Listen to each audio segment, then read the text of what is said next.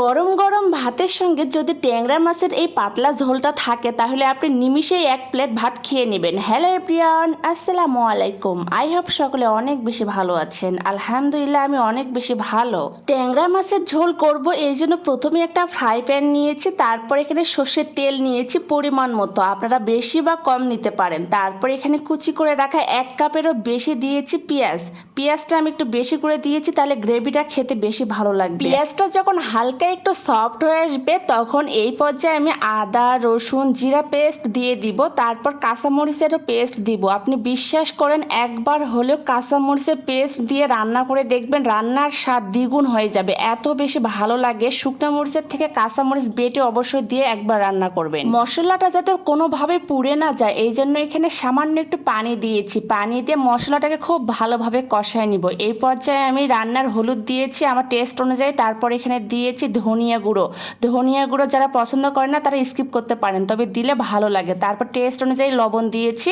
আপনারা আপনাদের পছন্দ মতো লবণটা দিয়ে দিবেন।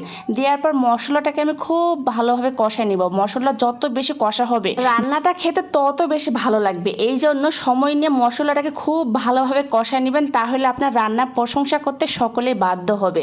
তারপর এখানে আমি আগে থেকে আলু ছিলে এইভাবে লম্বা লম্বা করে কেটে রেখেছিলাম, সেই আলুটা দিয়ে দিলাম। দেওয়ার পর মশলার সঙ্গে খুব ভালোভাবে মিক্সড করব। আলুটাকে ভালোভাবে সিদ্ধর জন্য সামান্য একটু পানি দিয়েছি, তারপর সবগুলো উপকরণ খুব ভালোভাবে মিক্সড করে আমি ঢাকনা দিয়ে ঢেকে দিব একদম লো হিটে, তাহলে দেখবেন আলুটা অনেক সুন্দরভাবে সেদ্ধ হয়ে গিয়েছে। আমি মোটামুটি 5 থেকে 7 মিনিট পর ঢাকনাটা উঠিয়ে নিলাম, আর এই পর্যায়ে চেক করে নিলাম আমার আলুটা মোটামুটি 80% সেদ্ধ হয়ে গিয়েছে। এই পর্যায়ে আবারও একটু সামান্য একটু পানি দিয়ে আলুটাকে খুব ভালোভাবে 90% সেদ্ধ করে নিব। তারপর আগে থেকে যে আমি মাছ পরিষ্কার করে রেখেছিলাম, আমি ট্যাংরা মাছের যেহেতু ঝোল করব, মাঝারি সাইজের ট্যাংরা মাছ আমি পরিষ্কার করে রেখেছি, সেই ট্যাংরা মাছটা এখানে দিয়ে দিলাম। আমি আগে থেকে এখানে লবণ ঝাল হলুদ কোনো কিছু নেইনি, একদম ফ্রেশ মাছটা দিয়ে দিলাম। দেওয়ার পর এই গ্রেভির সঙ্গে মাছটাকে 2 থেকে 3 মিনিট ভেজে নিব, এতে করে মাছের মধ্যে অনেকটা মশলা ঢুকে যাবে, খেতে বেশি ভালো লাগবে। তারপর আমি এখানে পরিমাণ মতো ঝোলের জন্য পানি দিয়েছি, আপনারা আপনাদের পছন্দ মতো পানি দিয়ে দিবেন।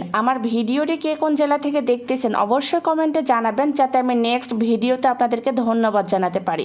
আমার ভিডিওগুলো আপনাদের কাছে কেমন লাগে অবশ্যই কমেন্টে জানাবেন, আর ভালো লাগলে অবশ্যই বেশি বেশি করে শেয়ার করে আমার পেজের পাশেই থাকবেন। বাসায় যদি কোনো মেহমান হঠাৎ করে চলে আসে আর যদি ফ্রিজে এইরকম ট্যাংরা মাছ থাকে, আপনি অবশ্যই একবার হলেও এই রেসিপিটা ট্রাই করে দেখবেন, আপনার প্রশংসা করতে সকলেই বাধ্য হবে। বিশ্বাস করেন বাটা মশলা এই রান্নাটা খেতে এত বেশি মজার হয়। ভিডিওটি ভালো লাগলে অবশ্যই বেশি বেশি করে শেয়ার করে আমার পেজের পাশেই থাকবেন। আজকের মতো সবাই ভালো থাকবেন, আল্লাহ হাফেজ, থ্যাঙ্কস ফর ওয়াচিং।